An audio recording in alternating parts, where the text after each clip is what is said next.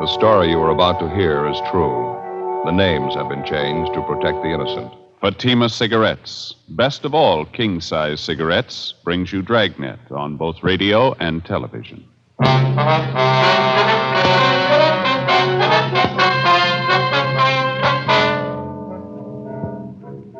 You're a detective sergeant. You're assigned to Personnel Division. A resident of your city files a report of assault and battery. His shoulder is dislocated. He's been badly beaten. He claims his assailant was a young police officer. Your job? Investigate. Comparison proves Fatima quality. Yes, comparison proves Fatima quality. Compare Fatima with any other king-size cigarette. 1.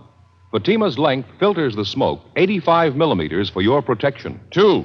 Fatima's length cools the smoke for your protection. 3. Fatima's length gives you those extra puffs, 21% longer than standard cigarette size. And you get an extra mild and soothing smoke, plus the added protection of Fatima quality. Definitely the best quality in its class, but the same price as the cigarette you are now smoking. Prove Fatima quality yourself today. Buy Fatima in the bright, sunny yellow pack. Best of all, king-size cigarettes.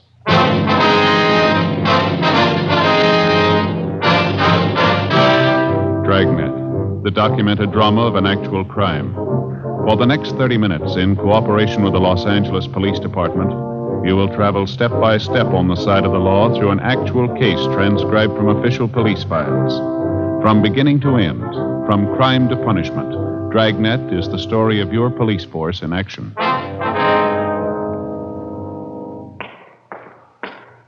It was Tuesday, June 11th. It was mild in Los Angeles. We were working the day watch out of BIA.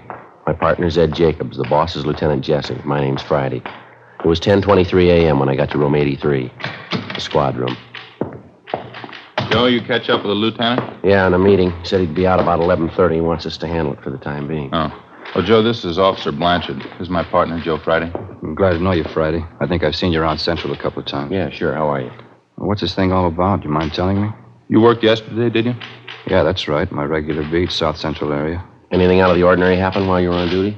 No, not much. Made a couple of pinches, that's about all. Pretty quiet otherwise. Did you make one of those arrests at 7928 Cortlandt Avenue? Yeah, that's right. A woman, 2 men, users. All 3 of them were booked in violation of State Narcotics Act. Any of the 3 familiar to you at all, Blanchard? I mean, had you ever seen them before the time you arrested them? No, none of them. I knew the place, though. I've been keeping an eye on it lately. One of those old-fashioned homes converted into a rooming house. Uh-huh. I've been noticing some of the people going in and out of the place. They didn't look too good to me. That's why I say I've been keeping an eye on the house. Now, what's the story on this anyway? You get a kickback on an arrest I made? Well, we'd like to have your version of it first, Blanchard. Exactly what happened? How'd you come to make the pinch? Well, I was walking my regular beat. I think it was about 3:30 yesterday afternoon. I was going along Cortlandt, the 7900 block. A woman came out of the front door and hailed me. She complained about a 507 party in the house a couple doors down the street. And that was at number 7928, the boarding house? Yeah. I checked it out. The party was going on up on the 3rd floor. I went up, found the girl and the 2 men in the room facing on the street. The girl was fixing a pop for herself when I came in. 2 caps of heroin on the table in front of her. Mm-hmm. What'd you do then? I made a grab for the 2 caps. One of the guys beat me to it. He got him, ran to the next room, and tried to flush him down the drain. He didn't quite make it, though. I got one of the caps before he could get rid of it. What'd you do then, Blanchard? Well, I sat the 3 of them down, called into the office. I checked the room over while we were waiting, found 2 more caps of heroin, usual equipment to go with it. When the radio car showed up, the 3 of them were taken downtown to narcotics squad and booked. That's all I can tell you about it. Well, during the time you were waiting there in the room, Blanchard, did you have any trouble with the suspects at all? Well, I got a lot of talk from one of the men, a fellow by the name of Evans. He's supposed to run the boarding house. He claims he didn't have anything to do with it. He didn't know the girl was a hype. You know, the usual stuff. And that was the extent of it? Just talk? Sure, that's all. Why? Well, that's not the story, according to Evans. He had his lawyer bail him out last night. He was in to file charges against you. Huh? What do you mean? Assault and battery. He claims that you worked him over for no reason at all. He says you beat him up and dislocated his shoulder. Oh, he's crazy. He's lying. I didn't work him over. Well, he says he's got witnesses to prove it, Blanchard. The 2 people who were with him, the woman, the other man. He says they'll swear that's what you did. Yeah, but it's not true. They're trying to cook up a frame. I didn't touch any of them. Well, this Evans looked like he's been mussed up. Cuts and bruises all over his face, his shoulders. Fairly recent, too. Yeah, I know that, but I didn't do it. He was in the same shape when I found him up in that room yesterday. Matter of fact, I asked him about it. He wouldn't tell me. It's the truth, Sergeant, so help me. All three of them are lying. I didn't beat him up. Well, it's your word against theirs, Blanchard. The facts seem to favor Evans. I don't get this at all. Two of those people are known hypes. They'd swear anything for a free cap. You know that. What good is their word? Maybe no good at all. It's not up to us to decide. Evans filed a complaint. It's our job to follow through. Now, you're sure about the shape Evans was in when you found him up in that room yesterday, Blanchard? He was already marked up, is that right? I'm sure he was. I told you. I asked him about it. He wouldn't answer me. But you had no way of proving that you couldn't possibly have been responsible for it. Well, it's up to him, isn't it, Evans? If he says I worked him over, let him prove it. I'm afraid he's got the jump there. Two witnesses. Yeah, but they're lying. You must know that. They're lying. Well, now, look, you can see the position it puts us in. If you're innocent, we're going to do all we can. If you're guilty, we'll see that you get everything that's coming to you. Well, you know it as well as I do, Sergeant. I had no reason to beat him up. I didn't do it. Well, it's not up to us, Blanchard. The court will have to decide. Doesn't make sense. None of it does. There's no other way to handle it. We got 4,500 men in the department. We don't claim they're all saints. Once in a while, one of them turns bad, and all of us get a black eye. You're in a jam, Blanchard. Like anyone else, you'll get a fair trial. Yeah. Well, what happens now? Do I draw suspension? Yeah, that's right. If you're cleared of the charges in court, there'll be a hearing before the Board of Rights. Am I through right now? We'll have to book you in at the main jail. Case will be presented at the DA's office tomorrow. Doesn't make sense. I had no reason to beat up Evans. No reason at all. You sure of that, are you? What do you mean? Of course I'm sure. Well, Evans claims you did have a reason, a good one. What? Well, he says you handed him a proposition. He wouldn't go for it, so you worked him over. What do you mean? What kind of a The proposition? bad kind. Huh? He says you wanted a payoff. Investigating charges against a police officer involves exactly the same procedure as cases where private citizens are concerned. Prove the suspect innocent or guilty. If Blanchard was innocent, it wasn't going to be an easy job proving it. If he hadn't beat up the complainant, George Evans, and dislocated his shoulder, it seemed the only way out would be to find the man who did. Either that or prove that the two witnesses Evans had come up with were lying. If Blanchard was guilty, if he actually had slugged and beaten Evans, we had to find sufficient evidence and we had to find a motive. 11:10 a.m., Ed and I took Officer Harry Blanchard over to the main jail where he was booked in and lodged in one of the cell blocks. Then we went upstairs to the women's jail where we interviewed one of the witnesses to the alleged beating, an Eleanor Rowland. She'd had previous arrests for vagrancy, grand theft auto, and petty theft, as well as an established reputation as a user of narcotics. She was 23 years old. Yeah, it was terrible. That cop really roughed him up, poor old Evans. Cop didn't have to treat him like that. How long have you known George Evans, Miss Rowland? You old friends? No, I wouldn't say that. I met him a couple weeks ago when I came down from north. San Francisco?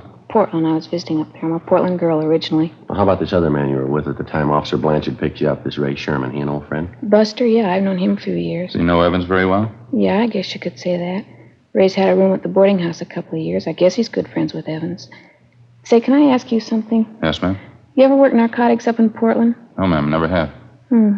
Face is familiar. Could have sworn I met you in Portland. Do you want to run over that story again for us, Miss Rowland, about what happened yesterday? Not much to say, just the same as I told you. You usually stay at Evans' rooming house when you're in town, do you? No, it's only the second time I was there. How about George Evans? Was he there at the time? No, not first. Me and Buster had a pop, and then we sat around and talked. Evans came in a little later. Three of us talked. Told me and Buster not to bring any more junk in the house. He didn't want to get into trouble. Then, speak of the devil, a cop walked in. What happened then? Buster grabbed two caps off the table, tried to get rid of them. He only got rid of one, though. The cop got the other one. Well, how'd the argument start? You remember that? Between Evans and the officer, I mean. Well, I was a little high at the time. I don't remember it word for word. Evans said he didn't have anything to do with it, but the cop kept pressing him. He told Evans he'd forget about it if Evans would pay him off. Evans told him no, he wouldn't give him a cent, and then the cop started beating him up. You were in the same room with him all this time? Yeah, Buster and me. We saw it all. Poor old Evans. He really got worked over. Cop didn't have to treat him like that. Say, are you sure you're not from Portland? Yes, ma'am, I'm sure. Now, about how many times would you say the officer hit Evans? Oh, I couldn't tell you that exactly. Dozens of times, I guess. Kept hitting him with his fists, pushed him all around the room. I was a little high at the time. I don't remember everything exactly. Sure could use a booster about now. Are you sure about everything you've told us, Miss Rowland? That's the truth? Yeah, that's right. Some of the details I didn't remember so well. He straightened it out for me, though. He told me just what happened. Who's that? George Evans. 11:50 a.m. Ed and I continued questioning Eleanor Rowland. The more we talked to her, the more we were convinced that at the time of the alleged beating, she was under a heavy dose of narcotics, and that for the most part, she picked up her version of the story from the alleged victim, George Evans. We went down to the second floor of the main jail to one of the interview rooms where we talked to the second witness, Ray Sherman, alias Tom Raymond, alias Buster Raymond. He also had a long record as a user of narcotics. He gave the same general version of the incident as the Rowland girl did, but despite the girl's story, he claimed he was not under the influence of narcotics at the time Officer Blanchard entered the room and made the arrest. Besides that, there were other discrepancies. 1:05 p.m., we had some lunch at the Federal Cafe, and then we drove out to interview the complainant in the case, George Evans. After checking at his rooming house, we finally located him in a neighborhood bowling alley. He was sitting at a bar adjoining the actual playing area, drinking a bottle of beer. Parts of his face and neck were bandaged, and his left shoulder was in a cast. He appeared friendly and cooperative. I kept telling the cop I didn't have any money. Told him I wouldn't give him a payoff even if I did. So he started working you over, that right, Evans? Yes, that's right. I don't have anything against cops normally, but this guy, that's something else. How do you ever get on the force anyway? Had you ever had any contact with Officer Blanchard before yesterday, Evans? Yes, I did, twice before. He came to the house, accused me of running a hideout for thieves, junkies. Tried to get me to pay him off then, too. I wouldn't do it. That's, when was that, Evans? About 6-8 months ago. Yeah, at least that. Well, how is it you didn't report Blanchard then? Well, I didn't want to cause any trouble, get mixed up in a law case. I figured I could take care of him myself. But after that going over yesterday, that was enough for me. I didn't understand how the guy ever made the force to begin with. What's the matter? That shoulder of mine, he really tore it apart. How'd you spend your time yesterday, Evan? Do you mind telling us? No, I don't mind. I slept till about 12:30, 1 o'clock. Had a little bit of a hangover. Then I got up, made some breakfast, and read the paper. That's about size. You mean you were in your room all day after the time you went down the hall to Ray Sherman's room? That's right. Ray was there with this girlfriend of his, Eleanor. I didn't know she was a hype. That's the truth. Ray should have known better having her there. I don't like the kind of stuff going on around my place. Now, we've checked you through the record bureau, Evans. There's been 3 or 4 similar cases at your places the last few years, hasn't there? A couple, yeah. It's a real problem. I don't know how you keep them out. Whole neighborhood around here, you know. Pretty hard to stop it, I guess. We understand you were in the room there while the girl helped herself to a fix. Is that right? No, I wasn't in the room when she took the fix. I got there a couple minutes after. I didn't even know what was going on. You can ask Ray Sherman, the girl, too. They'll tell you I wasn't there. Well, that's something else we wanted to ask you about. Sherman and the girl don't seem too sure of their stories. Can you straighten us out there? How do you mean? Well, Sherman tells us one thing, the girl tells us something else. Can't seem to get together. Yeah, but I told him. You told him what, Evan? Well, nothing. I told him to tell the truth, that's all. That stupid Ray. He doesn't know half the time what he's doing. Well, that doesn't make him much of a witness then, does it? Well, what do you mean? He was there when that cop slugged me, beat me up. He could see that much. Well, that's just it. We're not sure he did. Huh? The girl says Blanchard worked you over in the living room there. Sherman says Blanchard took you out in the kitchen and beat you up. Now, which is it? I think I'm beginning to get the pitch. How's that? You're out to cover up for that cop. Is that it? Take care of your own? We're assigned to investigate this thing, Evans, just like any other criminal case. Blanchard's not getting any more of a break than any other suspect would. Yeah, sure. We still haven't answered our question. Where did it happen, living room or kitchen? The interview's all over, Sergeant. I got the pitch. You can take this back to your office. I'm going to get that cop convicted. If it's the last thing I do, you can count on that. What's the matter, Evans? All we did was ask you a simple question. Don't try to kid me, Sergeant. I got the angle. You're trying for a cover-up. Okay, go ahead and try. Now, look, why don't you snap out of it, mister? Nobody's trying to cover up unless it's you. Sherman and the girl are your witnesses. Some of the points of their stories don't check out. We want to clear them up. Does that sound unreasonable? I told you, Sergeant, it's no use. I got your angle. Answer me one more thing, Evans. You're on your own. I'm telling you nothing. Who was the doctor that treated you after you were beaten up? Down at Georgia Street, the emergency. You ought to know that. No, I mean for your shoulder. We checked over your car down at Georgia Street. No mention there of a dislocated shoulder. No, of course not. I didn't even know I had one until I was bailed out. I had my own doctor fix it. You mind giving us his name? Why should I? I was willing to go along, cooperate, then you started playing it cagey, trying to cover up for that cop. Now you work it out on your own. All right, mister. Any way you want it. You bet that's the way I want it. You had this whole thing framed from the beginning. Now you're off the track, Evans. You're not kidding me. You're trying to prove that cop's innocent, trying to make me out a liar. What am I supposed to do, help you prove I'm a liar? No, you've helped enough already.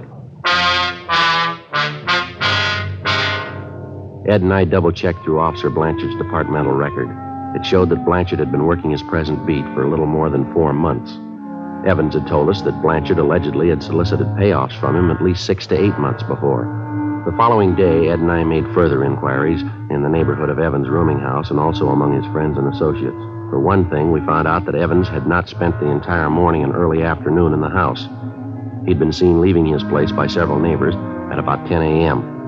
Through one of his contacts, we got the address of an ex-wife, since remarried, a Marie Evans Zarconi. We located her in a small apartment in the East Wilshire district, a small brunette woman about 35. Now, you tell us she used to be married to Evans. Yeah, that's right. Well, what kind of business was Evans in when you were married to him, ma'am? Well, he had that rooming house over on Cortland Yes, Avenue. ma'am, we know about that. Was there anything else? What's the matter, anyway? Just a routine investigation. We'd like to have as much background on him as you can remember.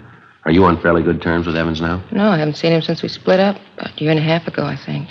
That's why I couldn't stand him. What was the trouble, ma'am? You mind telling us? He just isn't much good, that's all.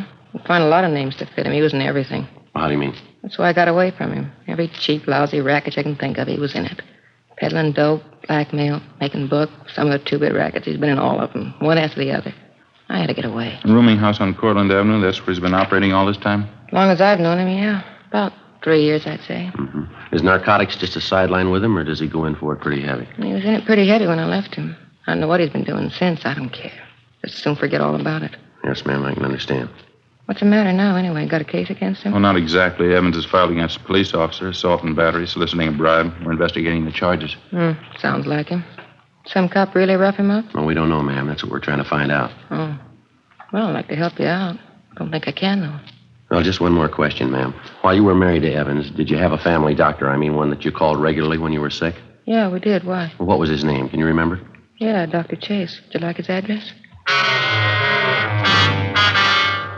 2:47 p.m. We got to Dr. Chase's office, and luckily we found him in. Take a look at this magazine, Joe. What? National Geographic. Looks like a real old one, wouldn't you say? Yeah, it sure does. Cover's torn off there. Yeah. What do you know about that? It's older than I thought. Look at this here. Well, what do you got? These pictures, eh? Look. 4 pages of them. Pretty grand affair, huh? Yeah. Teddy Roosevelt breaks ground for Panama Canal. How about that? Yeah. Sorry to keep you waiting, gentlemen. That's perfectly all right, Doctor. Let's see now. You want to know about... Mr. Evans, Doctor. George Evans. Oh, yes, Evans. What was it exactly, Sergeant? What did you have in mind? Well, the first thing we'd like to know is if you've treated Evans recently, the last week or so.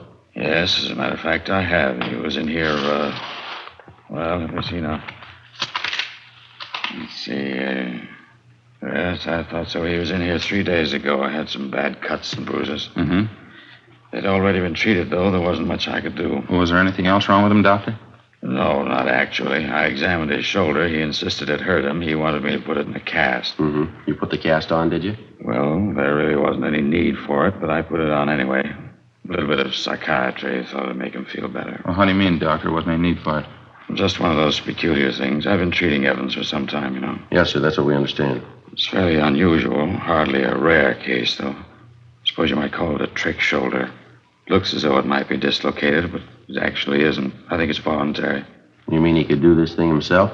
Oh, yes. He can make it appear dislocated anytime he wants.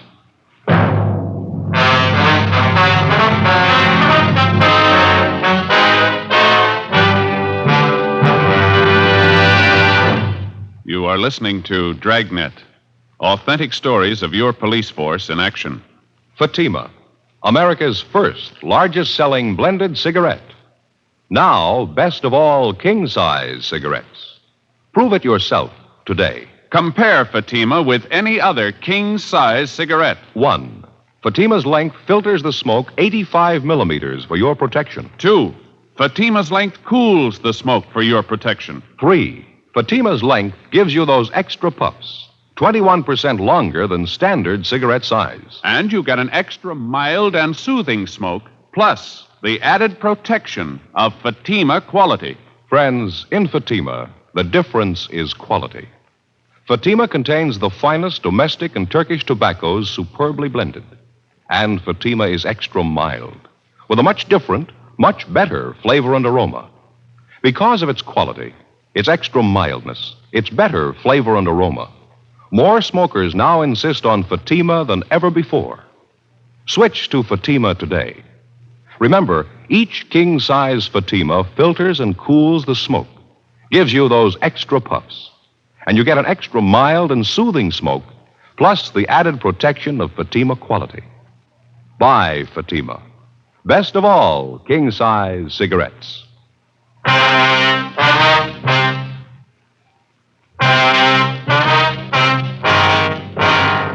Saturday, June 15th, 10 a.m. The investigation continued.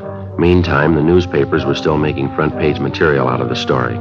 One of the morning banner lines read, "Cop slugs cripples citizen to get payoff," and another one, "Police brutality rouses entire city."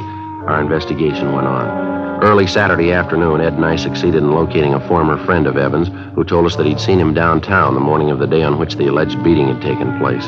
The same time Evans had told us he was in bed nursing a hangover. The former friend, a Fred Werner, said Evans was in the company of 2 known gamblers, Carl Sweetser and Stanley Parrish. He told us that he'd spotted the three of them together at about 11:45 a.m. We questioned Sweetser and Parrish, but they refused to tell us anything. They admitted that they were acquainted with Evans, but they knew nothing about the beating he'd received. We continued making the rounds. 5:30 p.m. We dropped to the main jail and questioned Evans' two witnesses again, Ray Sherman and Eleanor Rowland. We got the same stories as before. 6:18 p.m. We got back to the city hall. Long stretch, huh? Sure be glad to get home. Yeah, not a bad day, though. We had fair luck, didn't I we? suppose so. It could always be better. Sure like to get the straight story one way or the other.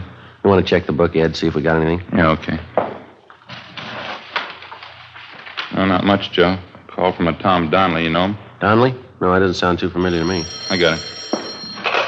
Personnel Jacobs. How's that? No, afraid he's gone for the night. Yeah, huh? No, I'm sorry. I wouldn't know. All right, thank you. Another message here for us, Joe, in the book. Yeah? From Blanchard's wife again. I'm getting to feel pretty silly about it, telling her the same thing night after night. Why don't you call her tonight? Well, you've been doing all right. Why give up now? Personnel, Friday. Yeah. What was that? Mm-hmm. Your name? Yeah, okay. Uh-huh. 10 o'clock tonight? All right, that's fine. That's so. Sure. Yeah, we'll meet you. Okay. 10 o'clock. Yeah, fine. Bye. Sounds pretty good. Who was it? Guy by the name of Martin Kimbrough says he knows George Evans. He wants to talk to us tonight. What's the pitch? I don't know. Might be straight, might not. What'd he say? About Evans being worked over, he claims he knows all about it. Yeah? He says Blanchard couldn't possibly have done it. 7:05 p.m. We went over to Frank Tang's place, had some dinner, and then we drove out to interview the man who'd identified himself on the phone as Martin Kimbrough. We located him at the designated meeting place, a small bar just off Beverly Boulevard and Normandy Avenue. Kimbrough was a small man, slight build, middle-aged. He seemed less sure of himself than he did on the phone. He said that he knew George Evans fairly well and that up until 6 months before he'd been on good terms with him. He didn't go into details, but he gave us the general idea that Evans had cheated him on some business deal the two of them had been engaged in. We asked Kimbrough about the beating Evans had taken. He said it was common knowledge among the people he traveled with that gamblers Carl Sweetser and Stanley Parrish were responsible for beating up Evans. He'd welched on a gambling debt, and the two of them had been after him for months to pay off. He also said he knew a close friend of the two gamblers who told him that in private, Carl Sweetser openly boasted of beating up Evans. According to Kimbrough, the beating had taken place about 1 p.m. the Monday before, the same day Officer Blanchard allegedly had given him the beating. We located Sweetser in the coffee shop of a small hotel on South Rampart Street. I'm afraid I don't know what you're talking about, Sergeant. I don't know any George Evans. I've never heard of him. We understand you do, Sweetser. Heard you used to play cards with him. Got it from a couple of people. That's all. I guess they made a mistake. I don't remember the name at all. Maybe he's going under a different one, huh? Well, how about his description? You ought to remember that. Well, maybe I meet quite a few people. It's kind of hard to place all of them, you know. What's kind of look like? Oh, he's tall, dark complexion, dark hair, scar under his chin. He dresses pretty well, usually wears a suit. No, doesn't mean a thing to me. Runs a rooming house over on Cortlandt Avenue. He's been in quite a few rackets on and off. Sorry. I'm afraid I wouldn't know him. Now, look, we haven't got any beef with you, Sweetser. That's not the point. Evans is trying to get away with a fast one. We're out to stop him. We could use your help. How about it? I don't see how I can help you. What's the beef, anyway? We think you know. It's been all over the newspapers the last couple of days. Oh, yeah. A young cop? What's Evans got against him, anyway? He's trying to save face. We figure that's what we hear anyway. Well, what do you mean? Well, I think you know how Evans likes to play the big shot. It wouldn't do his stock much good around town if the real story got out. I don't follow. What story are you talking about? About his welching on a gambling tab, getting roughed up. If he says a cop did it, makes him look a lot better, doesn't it? He comes out of it pretty clean that way, doesn't he? Yeah, pass us all, huh? Yeah, sure. Why don't you guys have some coffee? I hate to eat alone. Okay, as soon as the waitress comes around. Yeah. Oh, what else you hear about this Evans? Pretty bad boy, that, right? Bad enough. He's got a fast mouth, telling quite a few stories around the neighborhood. That's so. Yeah, I might remember him. Tall, dark guy runs a rooming house. Yeah, that's right. You should remember him. He's mentioned you in a couple of the stories he's passing around. Yeah, where'd you get that? Talking to a fellow last night. He says Evans claims that card game he was in with you was rigged. That's why he didn't pay you off. He claims you and Stan Parrish framed the whole thing. Is that right? That's a laugh. Huh? Phony bums are all alike. Lose a couple of dollars and squeal like a pig. What's this Evans doing now? He's up for a narcotics rap. He's out on bail. Cheap punk. What's your stake in this thing? We're trying to clear the thing up. Apparently, Evans figures he's going to frame the young cop, save face, talk himself out of a bad situation. Oh, what do you want from me? The truth? I'm not going to talk myself into jail, young cop or not. We're not asking you to. You want to clear the case, huh? All you need is proof the cop didn't give Evans a working over. That's right. Okay, you got a deal. Without actually incriminating himself in any way, Carl Sweetser gave us information and leads which, after they were checked out, showed definitely that George Evans was slugged and beaten in a neighborhood at least a mile from his rooming house. We talked to half a dozen people who saw Evans in that neighborhood shortly after 1 p.m., the day of the incident. We talked to the clerk at the drugstore where Evans went to buy iodine and bandages. They all told us that he bore the markings of a severe beating as early as 1 o'clock that afternoon. Evans had told us repeatedly that he'd received the beating at the hands of Officer Blanchard no earlier than 3 or 3:15 that afternoon. Ed and I drove over to the main jail where we interviewed Evans' 2 witnesses again. The girl, Eleanor Rowland, was the first to break. She admitted that Evans had promised both her and her friend, Ray Sherman, $50 apiece if they would go along with him in his plan to frame Officer Blanchard for assault and battery and soliciting a bribe. After an hour of questioning, Sherman admitted the same thing. We had a stenographer take their statements. 4:50 p.m., Ed and I got in the car and drove out to the rooming house on Cortlandt Avenue. Yeah? Oh, how are you, Sergeant? You want to get your coat, Evans? Like to see you downtown. What for? What's it about? Filing a false report. You know the story. What are you talking about? What do you mean a false report? You've been checked out all over town, Evans. Your doctor, your ex-wife, your gambling friends. We talked to them all. So what? What's that prove anyway? Proves you were lying, mister. That young officer, Blanchard, he didn't beat you up. There's nothing wrong with your shoulder either. Dr. Chase will vouch for that. Look, I don't care what he says. I don't care what any of them say. I got my case against that cop. I'm sticking with it. You're not going to talk to me. Why don't you give it up, Evans? We had a talk with Carl Sweetser. What did he tell you? Enough to convince us you're trying to frame Blanchard. We've got statements from people who saw you before you got back home Monday afternoon. They say you were mussed up then. That was at 1 o'clock in the afternoon. You've been telling us Blanchard wasn't at your place till 3 o'clock. Now, how do you explain that? Well, I don't know. Maybe I didn't have the time right. My watch could have been off. Doesn't make any difference anyway. It's going to make a lot of difference. How about getting your coat? I'm going to call my lawyer first. That isn't going to do much good. We've got statements from your 2 witnesses, Ray Sherman and the girl. They've admitted the whole thing. Now, you haven't got much of a case left. I don't care what they say. They're lying. Both of them. They're lying. You ought to know, mister. What? You taught them how.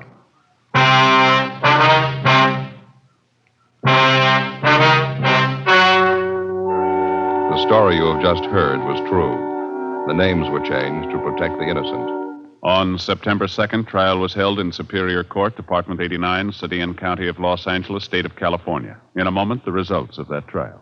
And now, here is our star, Jack Webb. Thank you, George Fenneman. Friends, I sincerely want you to smoke Fatima and prove Fatima quality. You know, we have a lot of confidence in our king-size cigarette. Enough confidence to make you this money-back guarantee. Buy a pack of Fatimas. Compare them with any other king-size cigarette. If you're not convinced Fatima is better, just return the pack and the unsmoked Fatimas by August 1st, 1952, and we'll give you your money back plus postage. Fatima, Box 37, New York 1. Buy Fatima. Best of all, king-size cigarettes.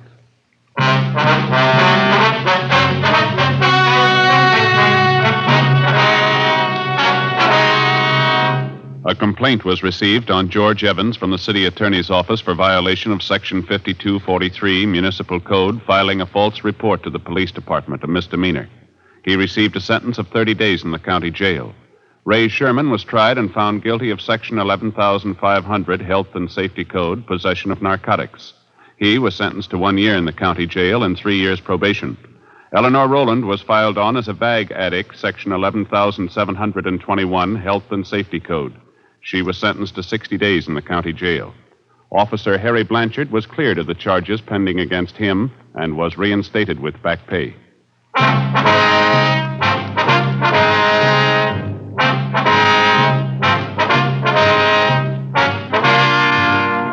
You have just heard Dragnet, a series of authentic cases from official files. Technical advice comes from the Office of Chief of Police W.H. Parker, Los Angeles Police Department. Technical advisors Captain Jack Donahoe, Sergeant Marty Wynn, and Sergeant Vance Brasher. Heard tonight were Barney Phillips and Whit Connor. Script by Jim Moser. Music by Walter Schumann. Hal Gibney speaking. Fatima Cigarettes, best of all king-size cigarettes, has brought you Dragnet, transcribed from Los Angeles.